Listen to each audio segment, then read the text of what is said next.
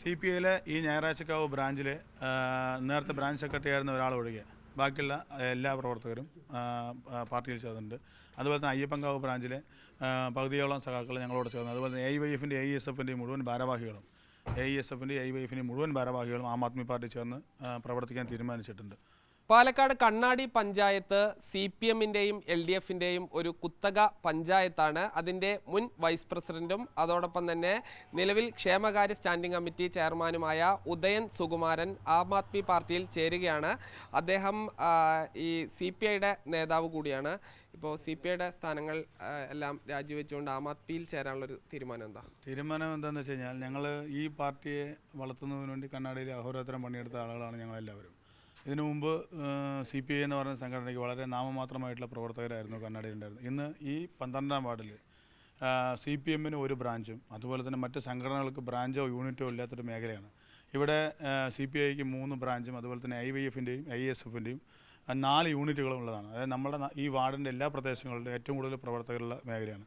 പക്ഷേ പാർട്ടിക്കകത്തെ വിഭാഗീയത ഒന്നാമത്തെ ഒരു പ്രധാനപ്പെട്ട ഒരു ഘടകമാണ്. അതോടൊപ്പം തന്നെ കണ്ണാടിയിലെ ഏകദേശം 1000-ന് മുകളിൽ കുടുംബങ്ങളെ അനാഥമാക്കുന്ന രീതിയിൽ ഡാറ്റാ ബാങ്ക് വിഷയവുമായിട്ട് ബന്ധപ്പെട്ടുകൊണ്ട് ഒരു പ്രശ്നം വന്നത്. അപ്പോൾ ഇത് നടന്ന സമയത്ത് 2024 തന്നെ ഞാൻ പറഞ്ഞതാണ്, ഇത് നടപ്പിലാക്കരുത്, സാധാരണപ്പെട്ട ജനങ്ങളുടെ ജീവിതത്തെയും സ്വത്തിനെയും ബാധിക്കുന്ന കാര്യമാണ്, അത് നടപ്പിലാക്കരുത്. അന്ന് ഞങ്ങളിത് റിജക്റ്റ് ചെയ്തതാണ്. അതിനുശേഷം ഞാൻ പോലും അറിയാതെ മുന്നണിയും അതുപോലെ തന്നെ പ്രസിഡന്റ് ഉൾപ്പെടെയുള്ള ആളുകൾ ഡാറ്റാ ബാങ്ക് ലിസ്റ്റ് പുറപ്പെടുവിക്കുന്നതിന് ഉത്തരവ് ഇറക്കി. അത് പത്രപരസ്യത്തിലൂടെ എൻ്റെ ഒരു പാർട്ടി സഖാവിനെ വിളിച്ചറിഞ്ഞതിൻ്റെ അടിസ്ഥാനത്തിലാണ് ഞാൻ ഈ കാര്യം അറിഞ്ഞത്. അപ്പം നമ്മൾ തീർച്ചയായിട്ടും അത് ചെയ്യരുതെന്ന് പറഞ്ഞപ്പോൾ പഞ്ചായത്ത് പ്രസിഡന്റ് ഒപ്പിട്ടതിൻ്റെ അടിസ്ഥാനത്തിൽ പുതുക്കിയ ഡാറ്റാ ബാങ്ക് പബ്ലിഷ് ചെയ്തു. അപ്പോൾ അതിലെ പ്രത്യേകത എന്താ വെച്ച് കഴിഞ്ഞാൽ നിരവധി ഇപ്പം നമ്മളുടെ ഈ വാർഡിൽ തന്നെ ഇവിടുന്ന് എൻ്റെ വീടിന് നടത്തുന്ന താഴത്തെ ഇറങ്ങിക്കുന്ന എല്ലാ വീടും ഡാറ്റാ ബാങ്കിൽ പെട്ടിട്ടുണ്ട്. എന്നാൽ ഇവിടുത്തെ കുറേ സ്വകാര്യ മുതലാളിമാരുടെ വലിയ വലിയ സ്ഥാപനങ്ങൾ അത് അതിൽപ്പെട്ടില്ല.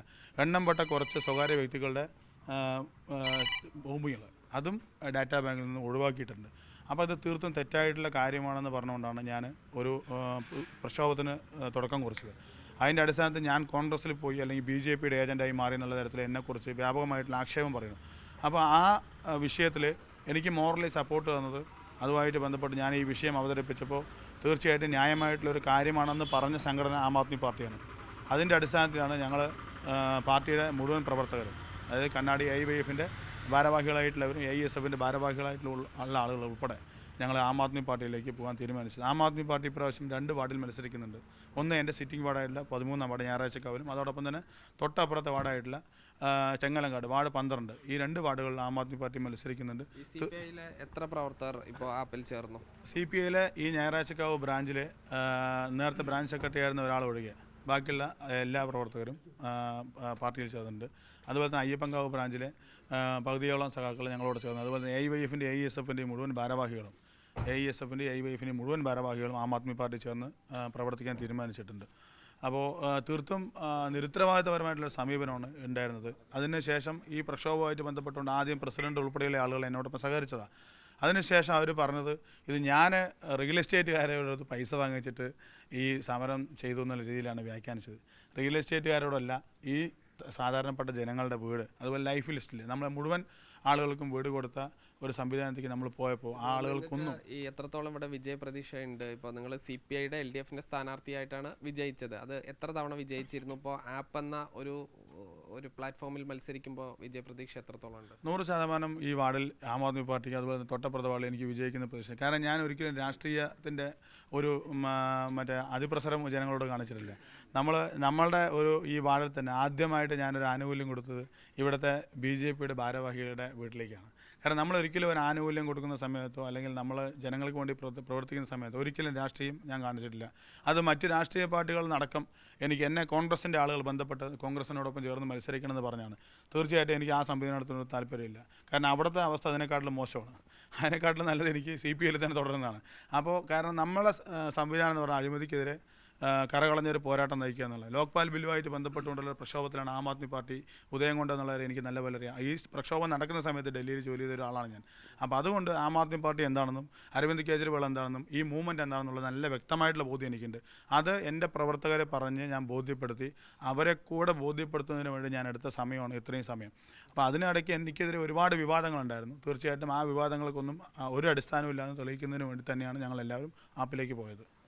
ആം ആദ്മി പാർട്ടിയുടെ സംസ്ഥാന പ്രസിഡന്റും ജില്ലാ പ്രസിഡന്റും ഉൾപ്പെടെയുള്ള ആളുകളുണ്ട്. ആം ആദ്മി പാർട്ടി ഈ ഒരു കാലത്ത്, അതായത് ഏതാണ്ട് ഈ ഡൽഹിയിലൊക്കെ വലിയ തോതിൽ വന്ന സമയത്ത് കേരളത്തിൽ വലിയ തോതിൽ മത്സരിച്ചിരുന്നു. ഇത്തവണ എത്ര വാർഡുകളിൽ മൊത്തം മത്സരിക്കുന്നുണ്ട്? ആ മത്സരിക്കുന്നതിൻ്റെ എണ്ണം കുറച്ചിട്ടുണ്ടോ? ഇല്ല, എനിക്ക് തോന്നുന്നു കേരളത്തിൽ ആം ആദ്മി പാർട്ടി വന്നതിന് ശേഷം സജീവമായി പഞ്ചായത്ത് തലങ്ങളിൽ വലിയ സജീവമായ മത്സരം നടത്തി ഇത്തവണയാണ്. ലോക്സഭാ ഇലക്ഷനിൽ 2014 വലിയ മത്സരം ഉണ്ടായിട്ടുണ്ട്.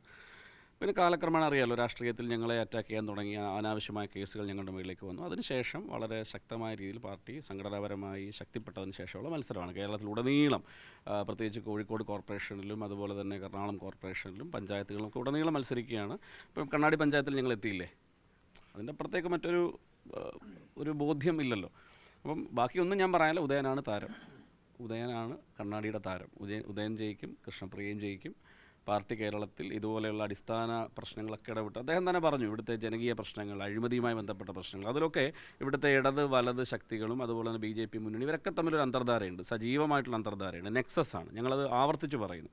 അപ്പോൾ ജനങ്ങളെ സംബന്ധിച്ചൊരു ഓൾട്ടർനേറ്റീവ് പൊളിറ്റിക്സ്, ഒരു ഓപ്ഷൻ അങ്ങനെയാണല്ലോ ആവശ്യം. നമ്മൾ ഇടത് കൊള്ളില്ല, വലത് കൊള്ളില്ല, BJP ആര് കൊള്ളാം, ആ കൊള്ളാവുന്ന സ്പേസിലേക്ക് ആവാം. CR നീലാണ്ടൻ, സാറാ ജോസഫ് തുടങ്ങി നിരവധി പ്രമുഖർ നിങ്ങൾക്കൊപ്പം ഉണ്ടായിരുന്നു. ഇപ്പോൾ അവരൊക്കെ അങ്ങനെ സജീവമായി തന്നെ ഉണ്ട്. അത്തരം ഈ പ്രധാനപ്പെട്ട സമൂഹത്തിൽ നിൽക്കുന്ന ആരെങ്കിലും മത്സരിക്കുന്നുണ്ട് എവിടെയെങ്കിലും? അതെ, പ്രധാനപ്പെട്ടത് ഞങ്ങൾ അതാണ്, ആം ആദ്മി എന്നാണല്ലോ പേര്. ഇപ്പം CRഉം അതുപോലെ തന്നെ സാറാ ജോസഫും ഒക്കെ സാധാരണ മനുഷ്യരാണ്. ഞങ്ങൾ അങ്ങനെയാണ് അവരെ കാണുന്നത്. അതിൻ്റെ അപ്പുറത്തേക്ക് വലിയ അരവിന്ദ് കെജ്രിവാളും അങ്ങനെയാണ്, ഒരു സാധാരണ മനുഷ്യനാണ്. അപ്പം ഞങ്ങളുടെ താരങ്ങൾ, ഞാൻ ആവർത്തിച്ച് പറയുന്നു, ഉദയനെ പോലെ കൃഷ്ണപ്രിയെ പോലെ ഈ നിൽക്കുന്നവരെ പോലെ മനുഷ്യരാണ്. ഇവരാണ് അടിത്തട്ടിൽ വർക്ക് ചെയ്യുന്നത്.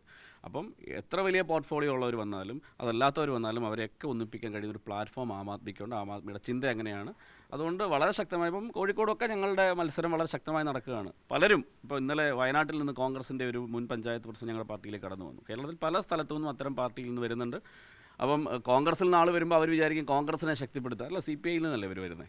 അപ്പം യഥാർത്ഥ ഇടതുപക്ഷവും ഞങ്ങളാണ്, യഥാർത്ഥ കോൺഗ്രസ് മതേതര മുന്നണിയും ഞങ്ങളാണ്, വെൽഫെയർ പൊളിറ്റിക്സും കൊടുക്കുന്ന ഞങ്ങളാണ്. ആ ചിന്ത കേരളത്തിൽ പകർത്തുന്ന രാഷ്ട്രീയ തെരഞ്ഞെടുപ്പായിരിക്കും ഇത്. ആ തെരഞ്ഞെടുപ്പിൽ ഇവരെ പോലെയുള്ള സാധാരണ മനുഷ്യർ ഞങ്ങൾക്കൊപ്പം ചേരുന്നതാണ് ഏറ്റവും വലിയ. ജില്ലയിൽ വേറെ ഏതൊക്കെ തദ്ദേശ സ്ഥാപനങ്ങളാണ് മത്സരിക്കുന്നത്? പാലക്കാട് ജില്ലയിൽ പാലക്കാട് നഗരസഭ കേന്ദ്രീകരിച്ചുകൊണ്ട് ഏതാനും സീറ്റുകളിൽ മത്സരിക്കുന്നുണ്ട്.